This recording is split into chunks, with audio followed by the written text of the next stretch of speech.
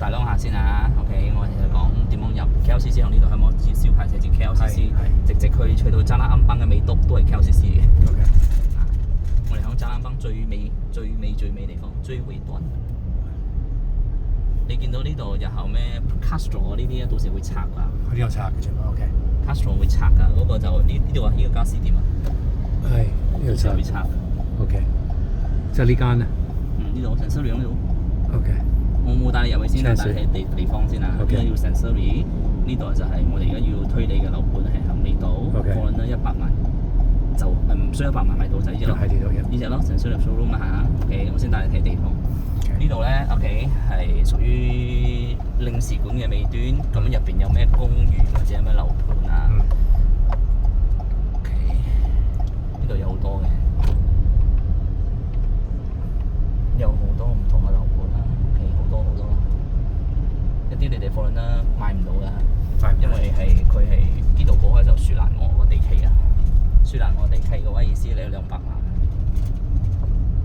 佢係呢個係 under KL 地址嚟嘅。OK， 州政府對 KL 同埋KL OK， 地契都對 KL， 我哋另外區啊嚇，呢啲樓盤我哋都有賣嘅。呢度有賣。呢個就咪 Arte 咯，俾你睇下。Arte 啱。但係嗰個係 Arte 唔同嗰個 Arte 有好多樓盤。OK， 好多樓盤。其中一個 Arte 啱拍。佢而家目前都 Arte 嘅 series 咧係特別佢嘅 facility 特別靚嘅。OK。但係呢個區份係咪就起一個 Airbnb 會唔會有？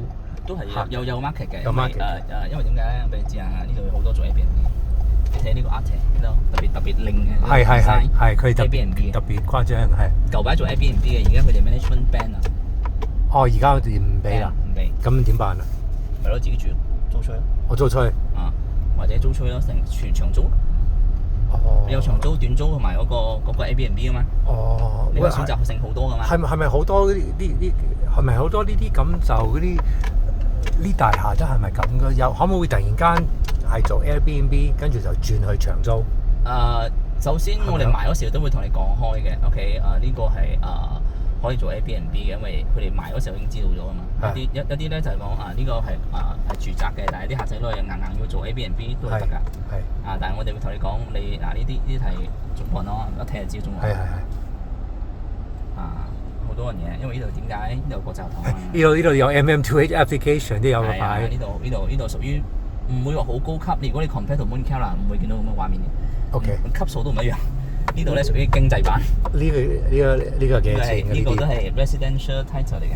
residential 啊。住宅嘅。通常幾多錢嘅呢啲？呢啲應該係舊版賣應該係700-800千左右啦。好似呢個最平都680千，睇到冇？你哋買唔到嘅。買唔到 OK。你買唔到㗎，因為我哋有推呢個雪蘭莪地址嘅，即係佢 KL 地址 KL， 但係佢嘅 district under Selangor。哦 OK。變開你就跟翻雪蘭莪政策。OK。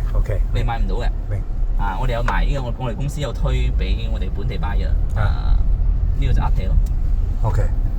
前面就 Element 咯，後邊就海旋門咯。呢個 Arte 好唔好賣呢個？呢個你好平嘅而家。好平。但係佢係賣晒咗嘅，佢一啲係濕銷咯。收 sale 幾錢啊？收 sale 呢啲500幾600幾都有嘅，有啲700幾800都有。咁樣睇啲客仔有啲燒到手嗰啲啊，去劈靚啷嗰啲啊，靚啷嘅意思就係拍賣。係拍賣 OK。喺Arte、Chalan、暗棚。呢度好多人，都好多人。好似好雜咁啊！你做得 Airbnb 咧，就遇到咁嘅嘢。係。你講雜唔雜就係咁嘅嘢咯。佢嘅意思就係講點解你講好雜啊？你住得 Airbnb 出又有人多啊，正常咯。係。好似呢啲住宅嘅 element， 住宅嘅肯定唔會有咁嘅問題咯。係。佢一定 ban Airbnb 噶嘛，佢唔俾你住啊嘛。呢啲咧就好多中東佬租。租 OK。因為點解咧？馬來西亞咧，其實除咗我哋嘅唐人嗰啲香港啊、台灣啊、呢啲中國啊。好多中東佬過嚟馬來西亞咧，係讀嗰個 second home 嘅嗰個 international school 嘅，呢度唔使平。呢度就比較平啲咯。呢度唔會啊，呢度因為靠近市區嘛，佢哋覺得好近嘛，佢哋中意嘛。我幾中意 OK。因為 KLCC 嘛，我係一條路直